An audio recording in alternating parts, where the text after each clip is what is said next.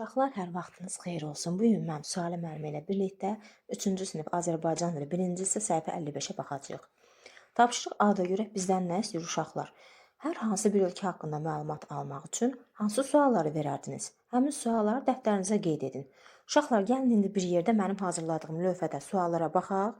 Siz də nümunəyə uyğun olaraq istədiyiniz sualları bu cür tərtib edə bilərsiniz. Gəlin tapşırıq A-nın suallarına baxaq uşaqlar. Biz hər hansı istədiyimiz bir ölkə haqqında məlumat yazmaq üçün sualları mən sizə verirəm. İstəsəz həmin ölkənin adını qeyd edə bilərsiniz, onun cavablarını da verə bilərsiniz suallardan sonra, istəsəz yazmaya bilərsiniz. Yəni əsas bizim tapşırıqda bizə deyir ki, sualları tərtib edin.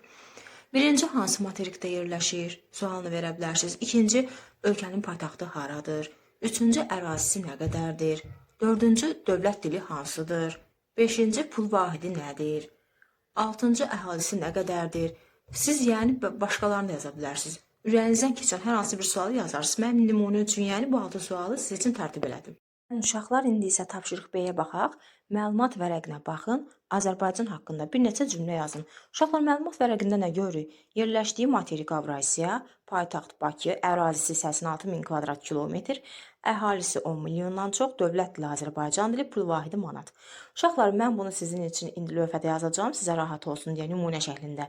Siz də başqa cümlələrdə ora daxil edib gözəl bir esse yazarsınız kiçik, məlumat verərsiniz kiçicik. Baxaq uşaqlar, Azərbaycan Avrasiyada yerləşir. Paytaxtı Bakı şəhərdir. Əhalisi 10 milyondan çoxdur. Ərazisi isə 86.000 kvadrat kilometrdir. Dövlət dilimiz Azərbaycan dilidir. Ölkəmizə pul vahidi isə manatdır. Yəni mən belə nümunə kimi yazdım. Kim istərsə dəyişikliklər edib dəftərə yaza bilər. İndi isə birlikdə tapşırıq C-yə baxaq. Bir-birinə əks anlayışlar bildirən sözləri qarşı-qarşıya yazaq. Uşaqlar, yazılıb burada baş, düzdürmü? Biz nə götürəcəyik? Başa götürəcəyik ayaq, düzdür? Baş, ayaq. Aza nə götürəcəyik? Az, götürəcəyik çox, düzdürmü? Yuxarı, götürəcəyik aşağı. Dərə, götürəcəyik nə? Təpə. Gec, tez, düzdür? İsti, soyuq. Deməli, nə oldu uşaqlar? Təkrar eləyək. Baş, ayaq, az, çox. Yuxarı, aşağı. Dərə, təpə. Gec, tez. İsti, soyuq. İndi isə gəlin baxaq tapşırıq C-yə. Uyğunluğu müəyyən edin. Sözün kökü say bildirirsə, uşaqlar, bu hansı bənd uyğun gələcək? Bu uyğun gələcək B bəndinə, düzdürmü? Birlik sözündə bir nədir? Say bildirir də, düzdürmü? Əşyanın sayını bildirir də 1. 2-yə baxaq. Sözün kökü əlamət bildirsin. Bu hansı bənd olacaq uşaqlar əlamət bildirmək üçün? Bu olacaq əlbəttə ki, D bəndi, düzdürmü? Təmizlik. Necə? Təmiz. Ona görə də 2-də də D bəndinə uyğundur. Daha sonra 3-ə baxaq. Sözün kökü isimdir. İsimdirsə A bəndini götürəcəyik. Bazarlıq. Bazar hara? Bazar. Sözün kökü hərəkət bildirənsə qaçış. Qaç nəyi et? Qaç. İndi isə gəlin baxaq tapşırıq D-ya. Nöqtələrin yerinə mücərrəd simlər yazmaqla cümlələri tamamlayın.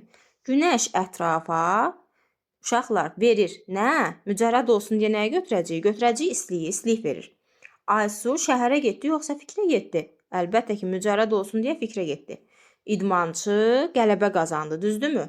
Çünki medal qazandı desək, onda həqiqi mənada olacaq, mücərrəd olmayacaq axı.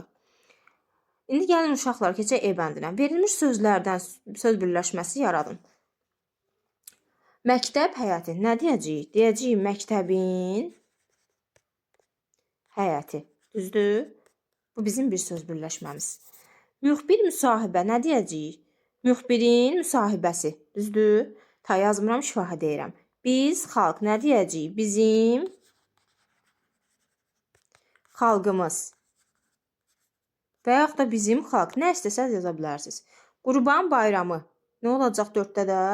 Onu da yazmıram. Qurban bayramı. Uşaqlar, videoları bəyənməyi, like eləməyi, kanala abunə olmağı unutmayın.